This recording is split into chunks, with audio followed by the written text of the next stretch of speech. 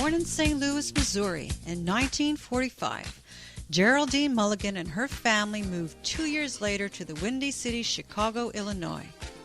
Her grandmother was a singer in the South, and her father was a one-man band. Geraldine was destined to be an artist.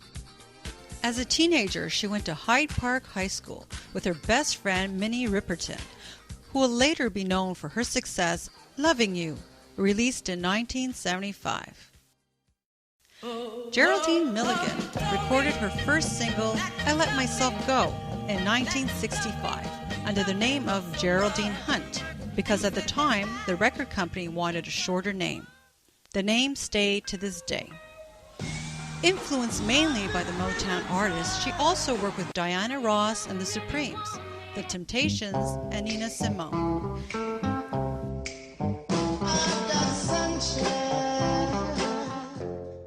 In 1975, she moved to Montreal with her family, and it is there that her career really took off. The fact that she was Anglophone did not prevent her from learning French and from making appearances as a backup singer with French-speaking artists like Boule Noire and René Simard. She even recorded some songs in French like Ne me dis pas adieu. She was inspired by a movement that started in the early 60s when artists began to sing and promote change. She realized that everybody in the business had a duty to use not only their voices, but to speak their own truth. According to her, she has a responsibility to report and describe her reality. Geraldine Hunt started to write and produce her own songs. In 1979, she produced a disco song for the Warner Brothers Company. The hit Get Up and Boogie was interpreted by Freddie James. This gifted artist also happened to be her son. During the first 20 years of her career, Geraldine Hunt interpreted songs written and produced by others. It is when she began to do everything herself with her own label, 6am Records, that she experienced huge success. In 1980, she released her biggest hit to date, Can't Fake the Feeling. This worldwide radio and club hit stayed at the top of the prestigious Billboard disco charts for 7 weeks. Other family members besides Geraldine and her son have had musical success. In 1982, Geraldine produced an album for the group named Cherie, which included her daughter Rosalind, also known as Roz Hunt. She was actually one half of the popular duo. Their single, Murphy's Law, sold over 2 million copies worldwide.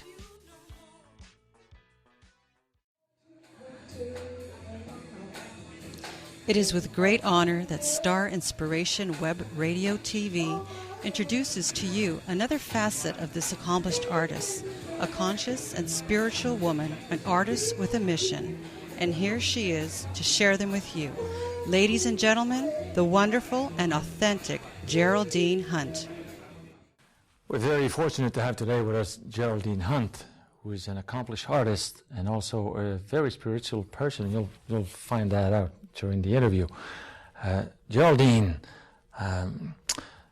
tell us a bit about your artistic background to begin with.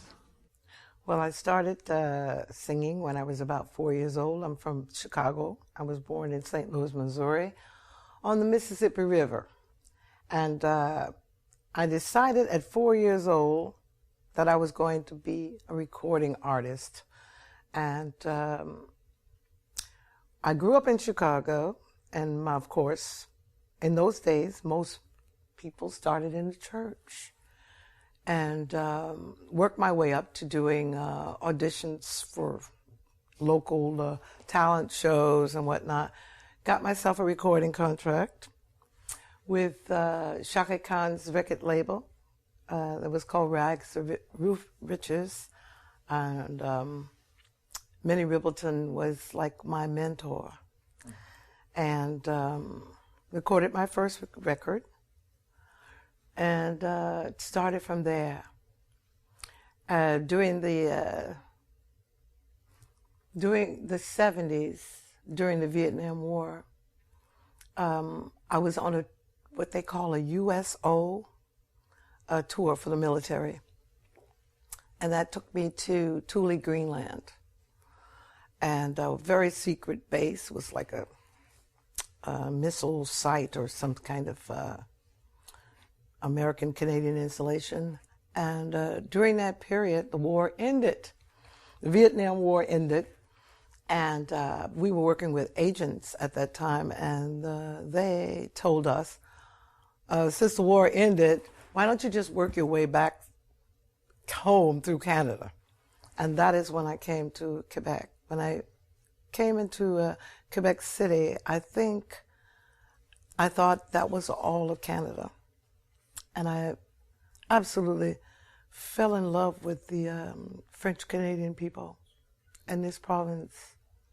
It's like a rebirth for me, career, music-wise, person-wise, spiritual-wise, and every possible means, because the French-Canadian people are a special breed of beings.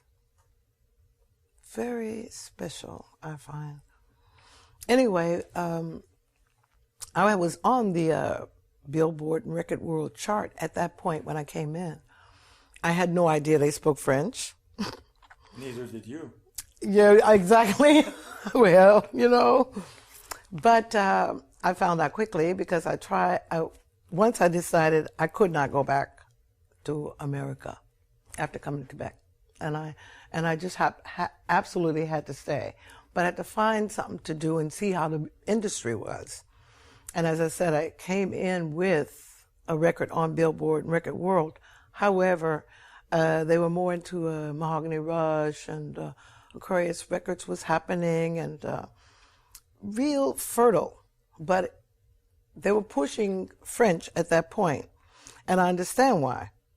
This day, I really get it.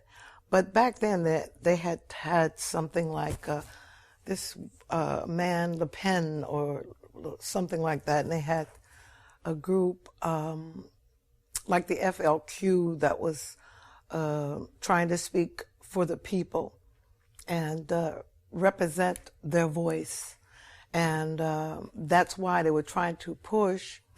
Did you understand the fight of the French Canadians at that point, the political implications? Immediately, because there was a book that was out called White Niggers of North America. And at that point, I had met this wonderful man, and he lived in Thetford Mines, and I went to visit them, and I realized that they were subservient, and not treated very well. In fact, that's why the book was written, to make a sort of comparison, even though on a much lesser level, between the blacks in America and the French Canadians here, who were exploited by the ruling majority. Absolutely. This is what I found. I mean, I couldn't believe they had a quota for when French Canadian children had done 10 years of university and hardship and pain. But when the quota came up to choose who would get these great contracts and jobs and go on, maybe you could pick 1 out of 10 French Canadians and the rest would be the others. I couldn't believe it. I couldn't believe it when I ventured out of Quebec and went all the way to Vancouver, all the way across, the derogatory statements. Because, you know, I was a bit naive. I mean, I had just left a era where I knew the Black Panthers because they were my brothers. They were feeding us in the ghetto. Mm. And I understood the Black Power salute, which shouldn't have been a threatening thing for people to be able to speak their voice. They have a right to speak their voice. So when I was going across Canada saying Viva, Viva the Quebec and the FLQ, I mean, the people were just not happy, okay? They were stirring it up. But I couldn't understand, it's just, but anyway, somehow I managed. There was a singer, his name was Beaunois, George Thurston, and at this point he was recording an album, and half Toulouse, Judy Richards and my sisters, had gone to Paris some of them with Jeanette Renault at that point, so they needed singers to help Benoit finish his album because he was booked to do a tour. The St. Denis Theater was the jump-off point, opening for Donna Summers. And like I said, I didn't understand French, but I understand this, music. And George was a very good musician. Oh, he was an amazing musician and human being. What a being he was. I don't think a day goes by that I don't think about him. I really, really don't think so. And I'm sure his energy is still around. He's quite a being. But anyway, me and another singer, Alma Faye Brooks, another black lady, they took us, befitting, blackball. You know? Anyway, I won't go there. You know what I mean, folks. Anyway, I phonetically learned the French almost in 24 hours. And that, young people, tell you what you can do. Don't ever think you can't do anything. You can. It's just your capacity to create and dream and say to yourself you can do it. Because 24 hours, I was singing French, okay? And then I went on to get a #1 record in Quebec called J'ai Mal. And my second top 10 French record was Ne me dis pas adieu. So, and I'm still not fluent, but, you know, and it's, what can I tell you? You can do anything, and if I wanted to, and if I took the time and discipline, I could do that also. But anyway, that launched my career in the music industry in Canada. And it's just, it's been quite an adventure. It's been wonderful. I've done there was no discrimination as far as the talent was concerned amongst the musicians and the singers. We had the discrimination of the handlers who didn't like very much us being able to get along because, you know, they still want to pay you $50, $75. They don't want you to know that you uphold the whole music industry, but they minimize it in a way that they treat you and pay you. But our brothers and sisters in the industry are #1 genuine from beginning to end. And if you got some that are weird, well, maybe they bought into the handler's mind. You're beginning as a singer in the church, and okay.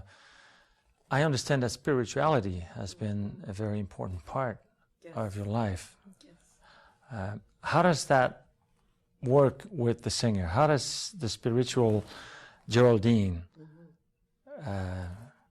connect with the singer? That's a beautiful question. And something I can tell you I've learned. First of all, you don't need to go to church to be spiritual and get spirituality. You are a spirit. I am, you are, we are all spirits. It's always been there. And we are all singers, actually. So when we open our mouths, when we speak, when we love, when we eat, when we talk, everything we do is spirit. So there is no separation. We have been taught that God is in the sky and everything is separate from us, but it's not true.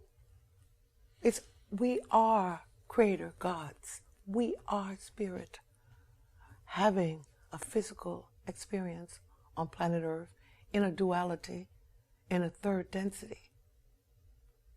Up, down, left, right. We can't move any other way. We don't know any other way. That's because we're in a duality.